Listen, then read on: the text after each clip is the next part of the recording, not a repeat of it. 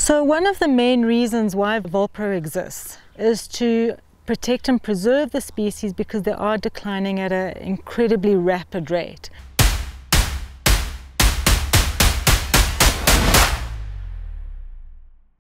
The approach to conservation within SA Hunters is that some of our initiatives, some of the strategic initiatives are managed and coordinated from head office, where branches are not necessarily always involved in some of those initiatives. But it's also critically important that we demonstrate the conservation culture in the organisation through the initiatives at branch level. Vroeger jare het ons die kraanvoël projek ondersteun. Dit het bietjie van agterweë gebly en ons het later jare besluit om deel te raak of nie deel te raak nie, om ons aasvoëlrestaurant wat al baie jare in die dorp is, te vat en te ondersteun. Vulture populations in South Africa and actually worldwide are declining at an alarming rate. As SA Hunters, we're very concerned about the rate of decline of these magnificent bird species. So we decided to get involved in vulture conservation. Ons hele aasvoëlrestaurant projek kom nou al 'n klomp jare saam. Die gemeenskap het 'n groot rol daarin. Ons kry baie karkasse van die gemeenskap af. Die aasvoëlrestaurant bestaan nou al jare hierso en dit is ook op die trekroete van die aasvoëls. Hier vanaf is hulle trek. Die aasvoëlrestaurant is op hulle GPS'e ingestel. So hulle weet hulle kry hulle kos hierso, badfasiliteite, waterdamme is hierso, so hulle geniet dit hierso. En op 'n stadium het ons by 'n gedagte gekom om meer werk in die aasvoëlrestaurant in te sit en dan monitering te doen van die aasvoëls. Nou die gedagte is 'n baie simpel gedagte gewees. Ek het met Lizaan Nel geraadpleeg rondom die ding en die meeste van die werk rondom die aasvoël moniteringsprojek, so wat ek het genoem het, moes Lizaan doen. We've developed a system where all of the branches register their conservation initiatives, and then from head office side we look at those initiatives and we help them formulate those initiatives in such a way that we can really demonstrate that we do have a positive conservation contribution through those initiatives. Lizaan het ingekom, sy moes met meer organisasies gaan raadpleeg as wat net ons alleen die ding kon vermag het. Toestemming kry by ander organisasies. So one of the main reasons why Volpro exists is to protect and preserve the species because they are declining at an incredibly rapid rate, with some species having declined by over 97%. Why do we need to protect vultures? They are nature's garbage cleanup crew where they help prevent the spread of diseases, which is hugely important. Major threats and what we deal with mostly here at Volpro is power line incidents, being both electrocutions and collisions. Ongelukkig met ons kraglyne hier, so het ons baie probleme met beseerde aasvoëls. So ek kry redelik beseerde aasvoëls, wat meeste van die tyd is maar 'n vlerkbesering. En dan tel ek hulle op, ek bel dadelik vir Kerry Walter hulle op Volpro. Sy sal so gewoond as ek bel, dan sê sy die voertuig is op pad. Dan kom haal hulle my beseerde voëls en dan gee hulle vir my ook feedback. En van die voëls ongelukkig maak dit nie, maar meeste van die tyd is ek so gelukkig dat ons hulle deurgehaal kan kry. And we're sitting with about 250 non-releasable vultures here at the centre, 90% due to power line incidents. We also deal with the old issue of calcium deficiency. And in a perfect world, you would have your other predators and scavengers like hyenas and leopards that would crush those bones. Vultures would then pick up and consume those bones, and that is how they actually get their calcium. With human disturbance and controlling and managing wildlife areas, there's a lot less leopards and hyenas that are, if you want to call it, floating around that actually provide that niche to the environment and to vultures themselves.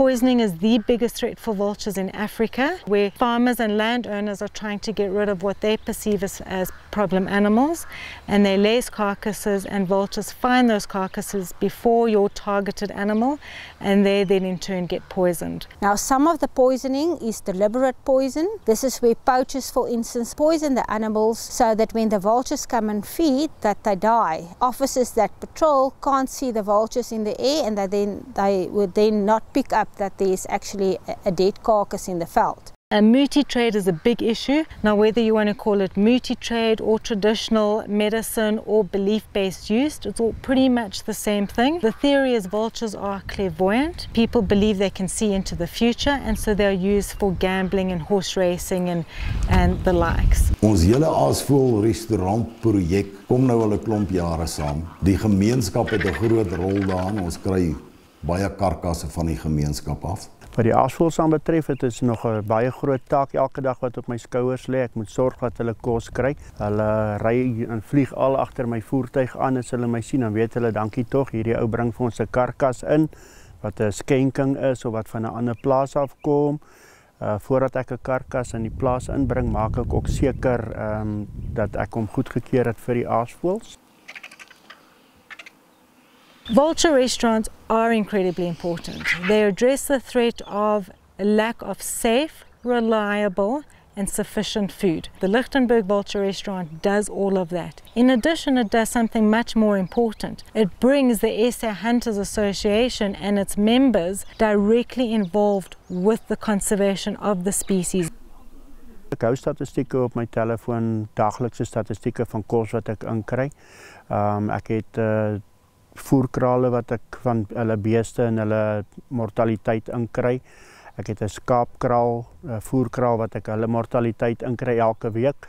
So dis op weeklikse basis, en dan natuurlik die boeregemeenskap om ons kry ons ook kos in, maar as ek praat, dan praat ek van so 25 tot 30 karkaste beeskaap op 'n maandelikse basis wat ek inkry.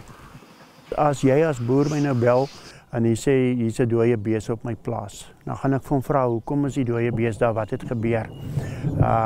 Dan sal hy vir my sê, nee, hy was siekerig gewees, ons het hom dalk ingespuit, maar hy het dit nou ongelukkig nie gemaak nie. Dan vra ek ook eers 'n plek, wat het hulle gespuit? Want daar is so sekere enstowwe wat nie goedgunstig is vir die aasvoëls nie.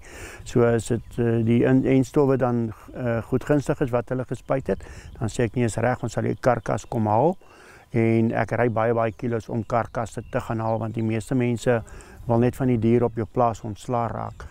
En dan vra ek ook die vraag, het julle onlangs jakkalse gejag, het julle gif uitgesit vir jakkalse, want dit is ook 'n probleem wat jy kry. Die boer het byvoorbeeld nou jakkalse geskiet, en dan kry hulle aasvoëls, want ek gaan al aasvoëls op ander plase ook, en dan is ek nou bang vir dat hulle jakkalsgif of holbegif of wat ook al in die hande gekry het. So ek doen navraag voordat ek net gaan en 'n dier gaan haal. It's really nice to see the site starting to pick up, where hundreds of vultures of 3 different species are actually frequently visiting the site. We've got leopard-faced vultures that come down, Cape vultures as well as whiteback vultures, and that feeding site is a hub for vulture species. Vultures are coming in from Botswana, from Magaliesburg, from the Kransberg colony, from Marikele National Park, even as far as Pietermaritzburg. So it is really an important hub. There's very little food on the outskirts of that Lichtenburg site.